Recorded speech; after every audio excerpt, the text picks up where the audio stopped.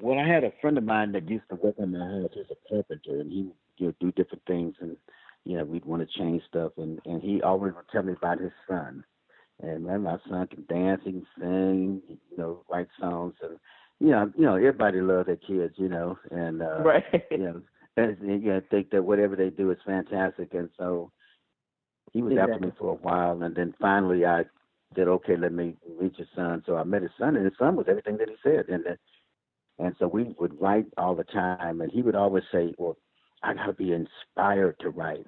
And I was like, I said, at Motown, those guys go over there at 9 o'clock in the morning, and they sit there all day in a room, and they just write, and, then they like it's a job. And I said, whether they inspired, whether the car ran out of gas that morning or, the rent is due or whatever, they got to be there and they got to write songs and crank them out, right? And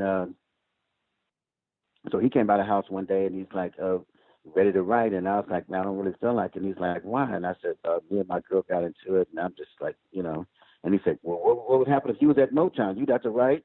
And so I said, okay, you right. And so he came on in, we sat down at the piano, and bam, we did "Cause I Love You." Yeah. So that's how it came about.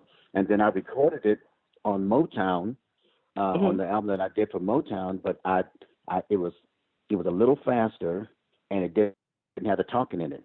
And then I left Motown, and then in between doing that album and the Spark of Love album, I was doing "Cause I Love You" on the road, and then slowed it down, and then I put the talking in there and everything. So then it was like, okay, well, let me go back and just redo this song and do it the way I do it now.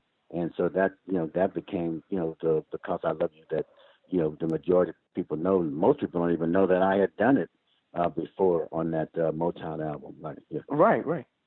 I don't think Motown even knew it at first, until it's our song. Yeah, right. Yeah.